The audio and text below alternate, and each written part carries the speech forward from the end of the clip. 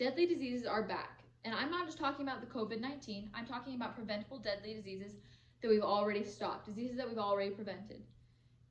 But now vaccines are starting to stop, which is making the spread of the deadly diseases come back, and people are dying from them.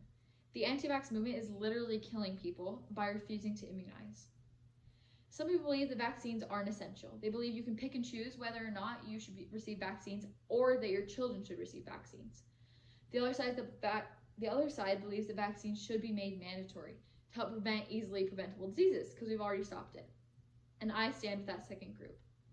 I've researched various academic articles and medical journals concerning vaccinations and immunizations.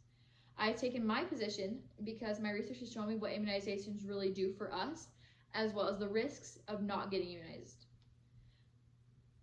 I think that the United States government should make receiving vaccines as an infant a law for 3 reasons. 1 is that anti-vaxxers cause disease rates to rise. 2 is that vaccines do not cause almost any problems in children who do receive the vaccines. 3rd is that contrary to what some people believe, mandatory immunizations do not impede on personal freedoms. We'll start with the first point. Anti-vaxxers are bringing old preventable diseases back into our modern world.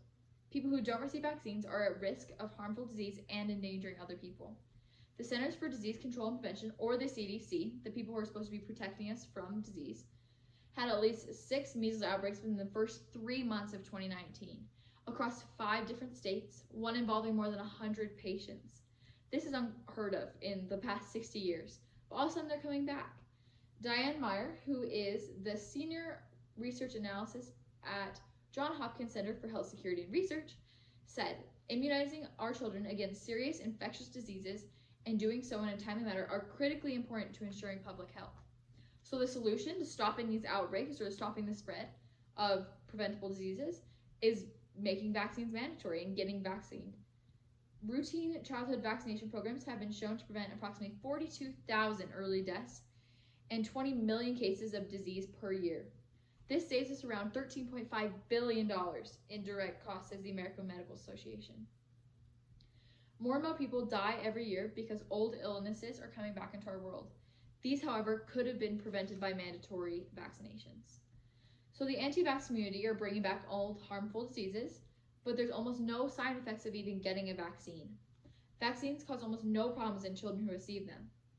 Many parents believe that there are big side effects of vaccines, so they're refusing to immunize their children.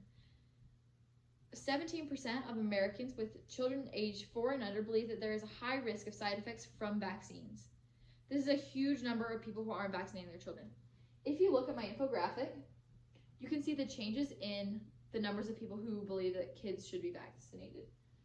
So in people with children who don't have children under the age of 18, they have 9% of people believe the vaccines have huge risks and we shouldn't do it. With kids under the ages 5 to 17, 13% believe they shouldn't be vaccinated. And in the children under 4, 17% believe that vaccines carry high risks. This is not good for us.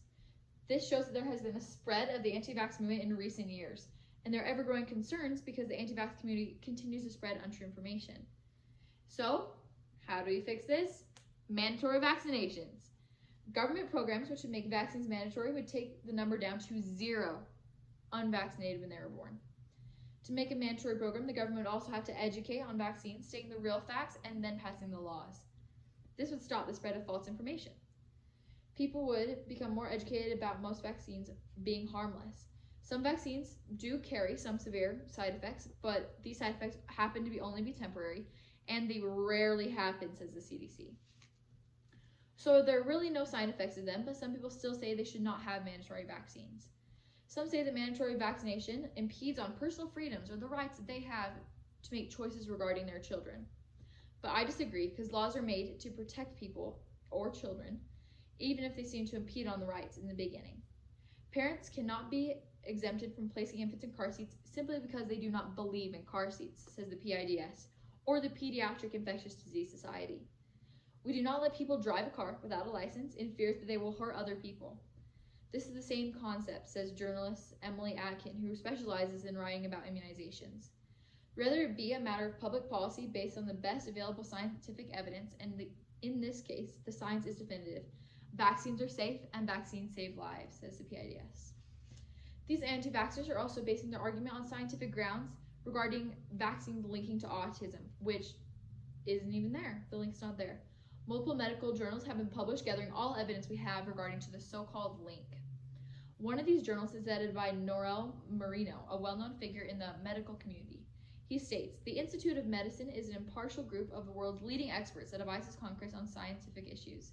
After viewing more than 200 studies in 2004 and 1,000 studies in 2011, the consensus strongly stated that there is no evidence to show a link between vaccines and autism."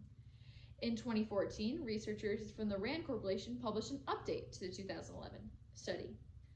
In the systematic review of the evidence published on vaccine safety to date, they found evidence that there was no strong link between the MMR vaccine and autism. The MMR vaccine is the measles vaccine.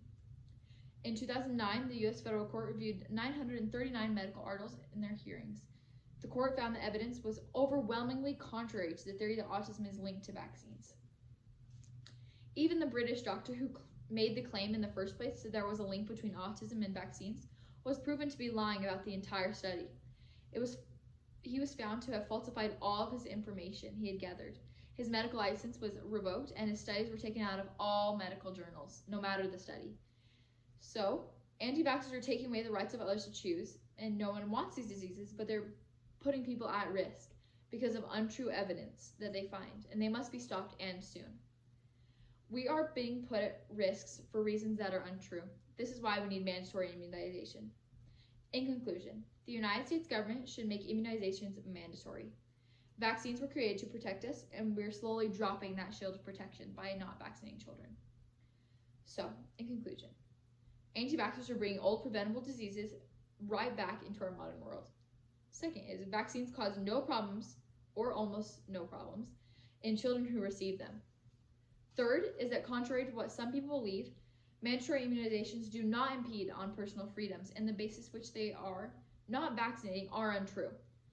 So, to protect ourselves and the people we care about, the government must make sure they're doing all in their power to protect us as citizens of the United States. This would include making vaccines mandatory.